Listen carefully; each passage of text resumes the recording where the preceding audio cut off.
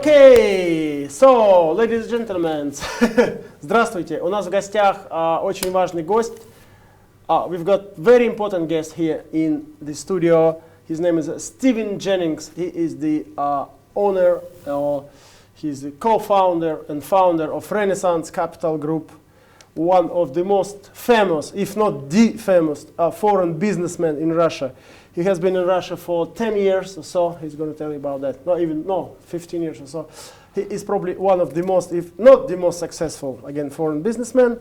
And I tried to bring my friend Stivен for a couple of months here, especially after I've seen his impressive interview at Hard Talk Show with Steven Sigur. Yes, of course, I am not Steven Sigur. I will not much ask better. This will be much more interesting. I will not ask you tricky questions. BBC interview is very boring. This will be fun. I will try to be controversial at least. Пожалуйста. Okay, привет. Okay, could you please start because not all of our viewers know you, and so could you please explain where you born, blah blah blah. Tell you some bio. Sure. Quickly, maybe 5 minutes. Yep. I'm a New Zealander. I was born in New Zealand. I grew up in the provinces from a very simple... Village? Not even village, on a farm. Oh my God. So quite humble and simple background. I'm from a very beautiful country. So I went to university. I did 2 degrees in economics. My first job was... New Zealand?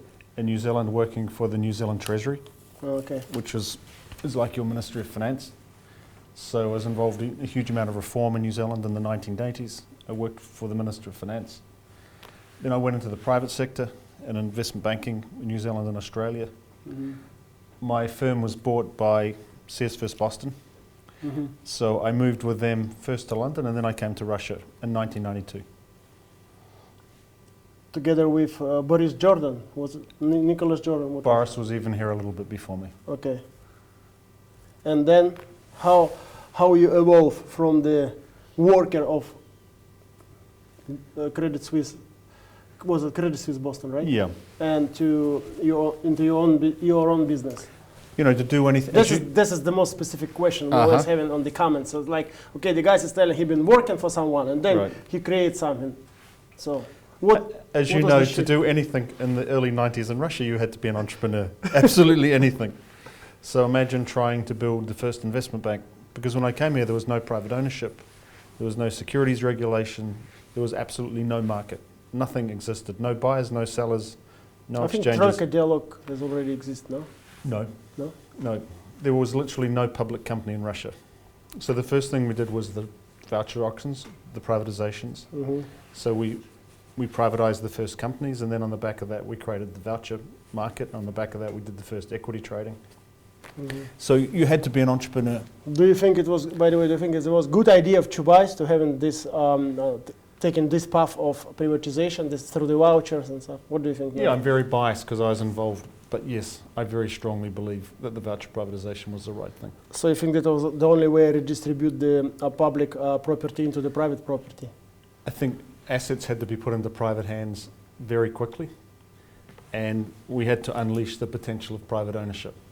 So some of the later aspects of privatization, loans for shares, had some very questionable aspects to them. But voucher auction, it was very transparent, everyone could participate, the process was clean, and it moved 5,000 large companies in less than 3 years. So it was a very sort of historic movement of assets into the private sector. And if you look at what's happened in Russia in the last 20 years, all the value has been created in the private sector. So I think it's very lucky that happened. Okay. And then you established with your partners Rенessans Capital, right? Then we built, Russia became the second most profitable country in the world for CSFB. So with a handful of people, virtually no capital, and with very little support from New York or London or anywhere else. So basically we realized we were building the business. We had to become entrepreneurs. We were entrepreneurs. We weren't really very dependent on support from the rest of the world. So we said to ourselves, why do we need these bureaucrats and all these forms we need to fill in every day? Let's just do this on our own. So one day, 30 of us left, and we started to build our own investment bank. 30? What a spin-off. Okay. And where did you get the capital? From your bonuses? We knew an Exim.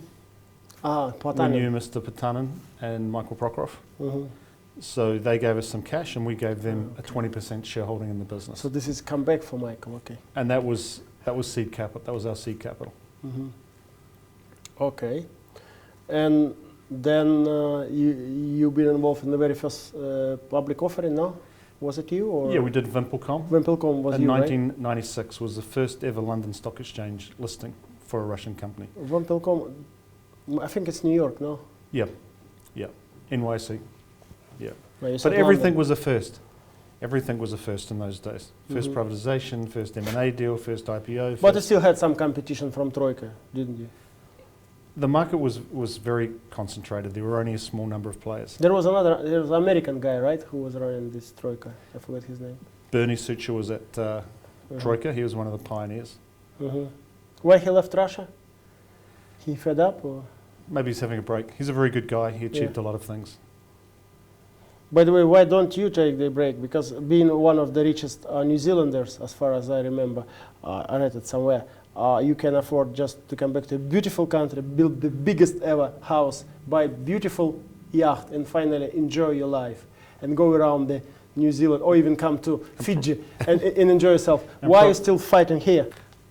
What makes you stand up early morning and go to the office through the smoke in Moscow, through the pollution and stuff like that? Well, I like Moscow, but that's another story. You like pollution?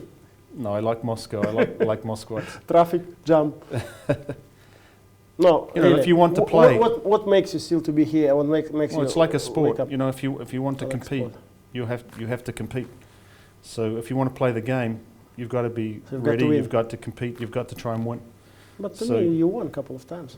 You know what? But I enjoy it. So I enjoy building things. I enjoy creating teams of people. Mm-hmm. I like building different things in different places. It's hugely satisfying for me. But I like competing also. Mm-hmm. So this combination. What's your sport? Because that was one of the questions from Twitter. They want the guys. They want to know what is your sport. Yeah, Rugby, right? our national game is rugby. Okay. We're the world champions as of 2 Congratulations. months ago. So French, yeah? You beat we French. just beat France. Yeah. So this is part of our culture.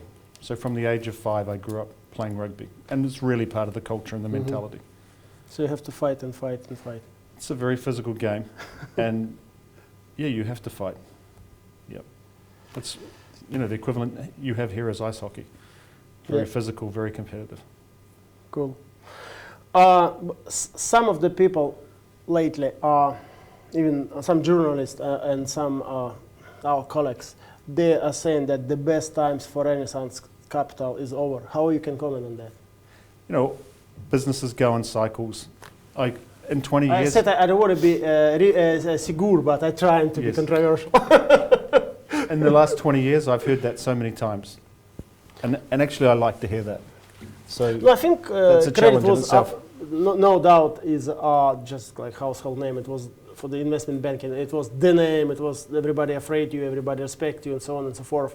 2000 to 2008, and last 2-3 years, it seems like there's you have some concern with your strategy, with your partners, and stuff like that. So I think it's just Don't you another... think- I think at the beginning of every cycle, a lot of people talk a very big game about what they're going to do. Every cycle, the market structure has changed, and it's a matter of going through and seeing who has the best products, who's the most determined. mhm. But you still believe in independent investment bank in Russia? Yeah, even more so than ever. Hmm. Because we have, like everything, we have a certain, like your business, there's a certain segment for the state. Mhm. The state has strengths, the state has weaknesses. There's a limited piece for the foreigners, because the foreigners are not very committed. Mhm. And there's a big piece for someone who's very committed and very entrepreneurial. Mhm. And being the only, imagine the only real private sector investment bank in a country Mhm. as big as Russia. It's a huge opportunity. Yeah, and talking about foreigners, and also a bit controversial again, but foreigners are more bureaucratic. Because for us back days we were thinking like it's a role model. So the foreigners, what they do, we've got to copy. But at the end of the day, now what we see that the foreign banks, at least in our sector, and I'm sure investment, they're more bureaucratic. Much more bureaucratic. They're not committed. Their decision makers aren't here. The decision makers are. And basically they lost the Russian. At least on the commercial banking scene, there is no. Maybe OTP is OTP in home credit. Those only but I don't think the investment banking is so different. The decision maker is in London or New York, and now that they have huge problems themselves, they're retreating. But they're protecting I think the core. threat you're going to have, or you're already having, are from VTB obviously, and from Sberbank Troika now. So that's your biggest. But there's always someone. There's always some competitor. Every cycle, it's somebody else. It used to be Troika. It used to be UBS. Used to be a powerhouse. Yeah. Deutsche used to be a powerhouse. I've seen Goldman Sachs. I've seen them close their office here. But they've never been powerhouse in Russia, though. No, but they're my partners, by the way. They talked a very big game at various times. So the first time I was flying to Russia in '92, I was flying on the plane with very senior people from Goldman. So we've seen all these competitors come and go so many times. But in our business, being there consistently year in, year out, it's very, very important. And then we diversified enormously. We diversified into other industries, forestry, consumer finance, agriculture in Ukraine. We bought assets and built businesses right through Africa, which really is the frontier of the emerging markets now. That's the right time. So off that platform, we built a lot of other businesses and assets. That's the right time to ask you about Africa. So what do you think about differences and similarities between Russia's '92 and Africa these days? Are they more advanced, or were we pygmies at that time, or are they now? Where are we at now? Yeah, Could you compare those two markets? It's always important. Russia '92 and then. It's always important in Russia to remind people of the differences. Obviously, Russia is a very sophisticated and highly cultured and highly educated society. So it's almost unique globally in that perspective, from that sense. So Africa, you can't even begin to compare. But what is similar is that Russia had its economic takeoff in the 90s, over the last 15 years. Africa's economic takeoff has started now. So the thing that is similar is these very, very high growth rates. Africa is the second fastest growing region in the world. It's growing only slightly slower than Asia. So within a couple of years, it'll be the fastest growing region in the world. And because it's so poor, that growth can continue for a very long time. So that's where the parallel is. And what about natural resources? They also reach the natural resources. So there's also comparison, right? Huge natural resource endowment across many different asset classes. So Russia is all about oil, and what do we have there? You have everything. Minerals. You have oil, gas, copper, coal, agriculture, every mineral class you can think of. But Africa is not primarily about natural resources. In 2009, after the crisis, Africa was the only region in the world that didn't have a single quarter of negative GDP growth. Is that your strategy? I'm kind of trying to think your way. So your strategy is you came '92, so you succeed, you won. And now you try to replicate same model or do exactly the same in Africa. You feel it's now just in time in Africa. Is that? Yes and no. Yes, because it's the time to go and buy cheap assets and build businesses where there's not very much competition. But no, because Russia and Africa are becoming part of the same world. So when a market starts, you can have an investment bank that is just in one country. It could be Spain, it could be England, it could be Russia. As the markets develop, the attractiveness of that model ultimately diminishes. Because as the country becomes integrated into the global capital markets, as a one country player, you have huge weaknesses. So if you want to be a powerful investment bank, you've got to work across many emerging markets today. So the strategy, the attractiveness of Africa on a standalone basis reinforces structurally what we have to do in the investment bank. We have to be a multi-regional emerging market investment bank. Otherwise, we'll be a tiny niche player. But would you admit that you had a mistake going to Ukraine? No, I don't think so. No. We're one of the big players in agriculture in Ukraine. I know we bought a lot of land. That business will do... Which doesn't worth now a lot, what I understand, right? Well, we'll do EBITDA of around $90 million this year on a relatively small investment. So highly profitable, highly cash generative, big growth and consolidation opportunities. So no, that business has been very, very successful for us. And the whole agricultural sector, if there's one sector where Ukraine has done much better than Russia, it's agriculture actually. By the way, Africa, we know your results from Rенessans Credit in Russia, which has been recently published. And for those who don't know, they go online and check it. We know you just mentioned results in Ukraine. What about Africa? You're making money there at this point? Or Yeah, we've had gaining, really, or yeah, in the investment bank we're making money, but imagine we went very early and bought assets at a very early stage. Now Africa is very fashionable, it's in vogue, but when we went there it wasn't. So we bought a lot of natural resources, we bought a lot of real estate. So we're one of the largest owners of real estate on the African continent. We're building 6 large cities, for example. So those assets have revalued dozens and dozens of times in some cases since we bought them. And I see now your another wing of your Renaissance Capital, Renaissance Credit, as one of the most growing Russian retail bank, as a locomotive for your Russian business. Is that true? Is Renaissance Credit one of your now most important, and is it locomotive of your whole business? I wouldn't say it's a locomotive, but again, we're very happy with with the progress there. Because it used to be kind of spin-off. It was just kind of, as far as I remember, it was your, I wouldn't say toy, but it was just, okay, let's try. But it seems like now it's your main business in terms of net income. The investment bank gave us the capital and the relationships and the access to build other big businesses. So the forestry business is the largest log exporter in the world to China, for example. Far East, right? But it took time to build these businesses and get scale. We started building most of these businesses around 7, 8 years ago. So now they're all quite big. They're all cash generative and very profitable, which means we have a much more diversified group. What's your strategy on Renaissance Credit? You would like to grow it, would like to sell it, or like to what do you want to do eventually with it? We're positive. I mean, I don't need. Merge 50 CS? I think you know the answer to that question. But we're going to have good growth in Russia. The financial service industry is very undeveloped. Household debt's very low. The competitive environment, the foreigners are leaving. There's not a lot of players with strong technology. You do, but there's not many other players. So the growth potential for the next few years, as you know, it's fantastic. Yeah. So we like that sector. Perfect. So time for the Twitter question. Why Renaissance is not investing in a very hot IT sector? It's a good question to me, because I really think the IT sector is very cool now. Yeah, we have. Sexy. We have from time to time. We were very early shareholders in DST. So very. You should have been sitting there. Yeah, and we did sit there for quite some time. So we sold that about 18 months ago.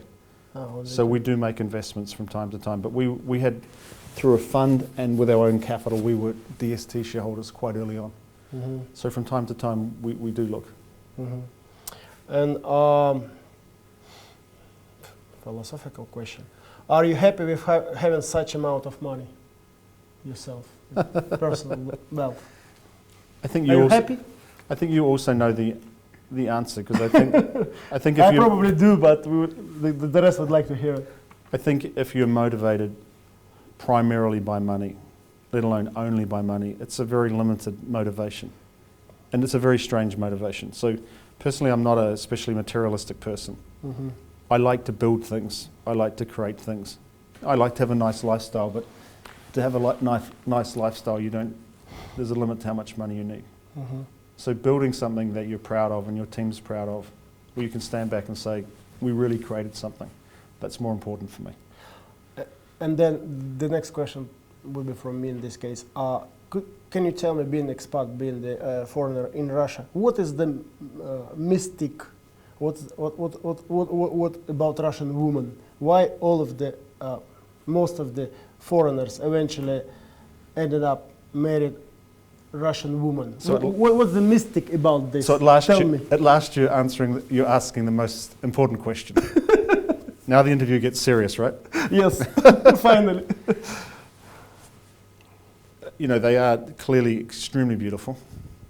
Very, very beautiful. Because we have a lot of women as an audience. I would like them to hear Okay. what's biasing. Well, everybody knows that I'm speaking the truth when I say this. They are incredibly beautiful. You know, I think Western women, they've been taught not to really be women, not to be too feminine, not to show their feminine side, not to show their soul. So the Western women, they've lost a lot of their femininity. Why? It's the way of the Western world, unfortunately. Whereas Russian women are very happy being women. They're very comfortable expressing their femininity. So you have this... To have high heels and stuff, right? In every respect. Yeah. And like Russians generally, they have very rich souls. You know, Russians are very rich people inside. So this combination packaged in a woman, it's a pretty hard thing to turn down. Good answer. What would be a description of the word entrepreneur? Who is entrepreneur? What's your description?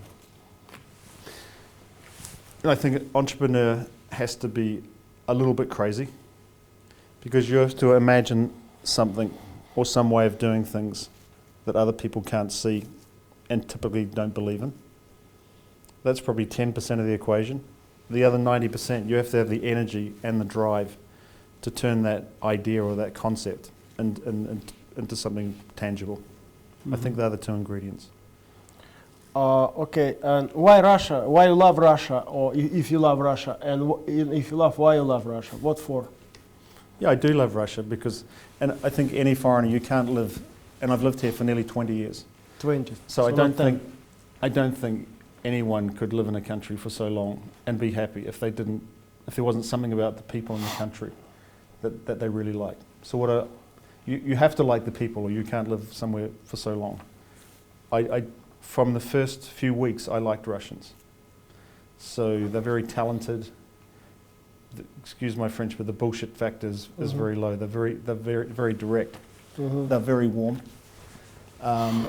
They don't suffer fools. So if you're an idiot, they will tell you, probably to your face. But they're very loyal. They're very deep. They're very interesting people. And then you have Russia. Russia is big, complex, and challenging. So if you want a big opportunity, that is a huge challenge. There's not many better places to go in the world. So you have this challenging environment with a lot of opportunity, with very interesting people. But then why Russians are not as entrepreneurial as Western people, and why we are so far haven't achieved yet anything big on the global scene? However, Yuri Miller and some others start to show that we can do things. I'm not talking Abramovich to buy a Chelsea or anything like that, but why do you think we are behind in this? I don't necessarily agree that Russia is behind in that respect. I think the people, because I just went to San Francisco. I'm sorry interrupting you. I just went to San Francisco 2 weeks ago, and I met lots of Americans there. I mean, it's just different level of people. They're all about money, all about entrepreneurship, all about to create something, to create value for customers or for themselves. It's all about money there, all about to sell. And when in Russia, it's not. It's maybe one of the 10th. Maybe in a narrow commercial sense, they're more entrepreneurial, but you have to be entrepreneurial just to survive and get by and adapt in Russia. And we have to remember that for business, the environment we have here, it's a very hostile, it's a very tough and challenging environment. If you take our Russian entrepreneurs, you put them on the same environment as people have in the West, I think they'll do just as well. You have to be very good as an entrepreneur to survive and be successful here. I don't think it's about the people. I think we know that the laws are very challenging, the bureaucracy is very challenging, the corruption's challenging, the financial markets are extremely undeveloped, let's face it, for small businesses. So this is a very tough environment for entrepreneurs. And that's a very good next question. What do you think is Russia's biggest country risks? You just named some of them, but maybe what would be the biggest for you, for Renaissance, for Stephen Jennings, or for other Russian entrepreneurs and businessmen? No, I think, well, it's a slightly... Name 1, 2, 3. Corruption, obviously, or not? Give your list. More fundamental in a way, and it's a slightly sensitive subject today, but the political system will have to evolve in Russia.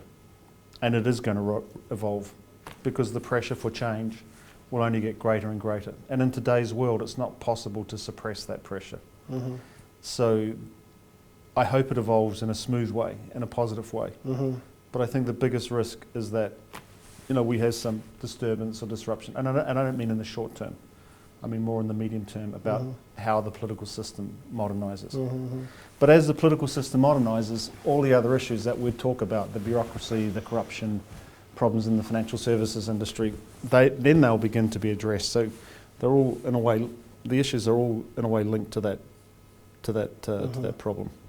Often we are being compared by local media and especially foreign media to the African country, our political system to the African political systems and corruption, stuff like that. So what do you think, where we are at, I mean, between Africa and Russia? Are we behind, or are we really between those country number 190 to 92, or we still, because you're dealing with the local governments here and there. What do you think? Are we really pygmies? There's not a linear comparison like that. Because Russia's history, it's so special, it's so unique. The starting point is so different. So you can't line these countries up and just make a linear comparison. Russia has huge advantages, but it also has some challenges which are specific to Russia's history. But as civil society gets stronger, as institutions get stronger, the political system will be forced to change. And we're living in a world, it's a cliche, but it's factually true. Change is accelerated, economic change is accelerated. But if we will have in Russia the, how do you call it, thumb of rule or no? Rule of law. Rule of law, sorry.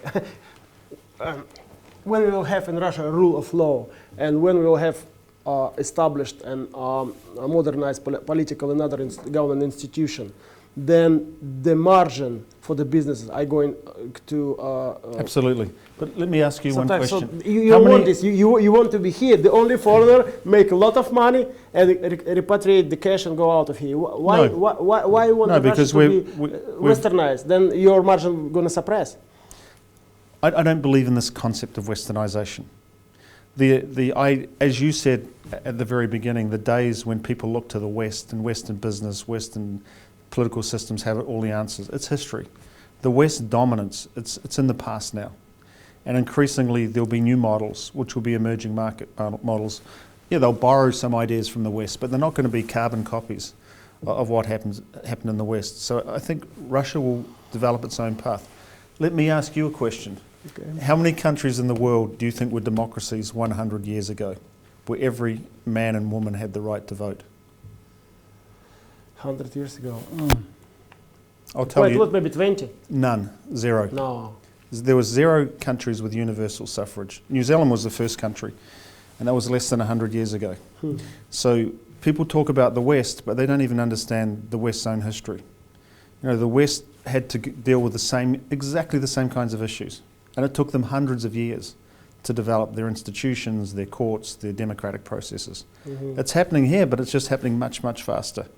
And to always be looking at the West as a reference point, it's interesting, but it's not necessarily the most helpful way to look at things. And of course, we are not going to remind them about Sir Francis Drake, right? And what he was doing in the Pacific Ocean. Okay. Okay, let's ask you. What was the most stupid purchase in your life? Anything? We once bought another business in Ukraine. I don't even want to mention what it was, but it was the wrong idea. We didn't do our homework properly. We'd been having a lot of success. We were overconfident, and we just weren't diligent or disciplined enough. Do you think are we similar Russians and Ukrainians? Are we really similar, or we're different from you? Yeah, there are differences, obviously. Yep. What? Now you're asking difficult questions. Well, it's true, Ukrainians... Because a lot of people are calling me and asking me to invest into Russia. They love the model of TCS bond. They say, you've got to come to Ukraine, you've got to invest, you're going to win here. But I'm kind of afraid I would call it mentality of local entrepreneurs. Let's phrase me this way. Any comments? Yeah, I think politics is even less developed in Ukraine. I mean, some of the problems we have in Russia are probably even worse than in Ukraine. So, the barriers to doing business overall, I think, if anything, are worse there. I think certain sectors, as I mentioned, agriculture, Ukraine has enormous comparative advantage in agriculture, and you can see that in the success of its strong local agricultural players. But I think in many other industries, the barriers are greater, and you don't have the scale. The advantage that we have in our consumer finance businesses is the huge scale of Russia. 40 million versus what, 30? Yeah, 40, but 40. Yeah. But again, much lower per capita GDP. So the pie is much, much smaller. What books you're reading now, or what books you suggest to read to the local businessmen? Yeah, one really good book, and it's similar to what we've been talking about, which I just read. It's called Civilization: How the West Beat the Rest by Niall Ferguson from Harvard. And it's the story of how, from nowhere, and in a world where incomes across different geographies were very even, several hundred years ago, the West became very, very ascendant. But the book is interesting, not so much in talking about the past, but in making you think about the future, because it makes you realise the things that created that ascendancy for the West, they're now being picked up by everybody else very, very quickly. So it tells you that we're going to return to a world where income differences around the world will be very small again, just as they were before the Industrial Revolution. Which means Asia, the countries with the huge population bases and the natural resources, will be the most interesting. Okay, probably the last question from myself. You have a lot of intelligence around you and a lot of good brains and analytics. What would be the price of oil? That's the most important question of Russia. What would be the oil price 6 months from now? Give me the number. I think we're going to... 6 months. Not 3, not 9. 6 months from now. Yeah. So if I have to say a number, I'd say $110, $115 per barrel. You're bullish? I'm bullish. Global GDP growth now is 4%. So there's no growth in Europe, but it doesn't matter. The global economy is growing at 4%. And that's why the spot oil price is so strong. And definitely there are supply constraints. There's been underinvestment in oil production. So I think for commodities generally, unless we have a complete crisis in Europe, we're looking at, a favourable environment. Okay. We have a kind of a rubric in this program, and then at the end of the program, the guest is telling straight to the camera, hey, you should tell the Russian entrepreneur and businessman, basically you have to encourage them to start doing their own business, not work for Gazprom or even for Rенessans Capital, sorry. You have to encourage them to do the business, and here's your camera. Tell them something from the most successful foreigners who has been living in Russia for over 20 years. Stephen Jennings here. I think if there's any country in the world you should want to be an entrepreneur, it's Russia, because there are many things that haven't been built. There are huge gaps in the economy. There are huge gaps in logistics and service areas. So the fundamental opportunity is there. At the same time, the environment and the constraints on building businesses is definitely going to go down over time. The external environment is going to improve in Russia. The question is, do you have the dream and do you have the drive? But if you have the dream and you have the drive, you've got to do that, because that's what's going to give you a feeling of really having achieved your potential and realized what you've got inside you. That's what it's all about. Okay, here was farmer from New Zealand, Stivен Jennings, at Hard Talk with Siberian villager Oleg Tinkov. Thank you. Спасибо. Дальше действовать.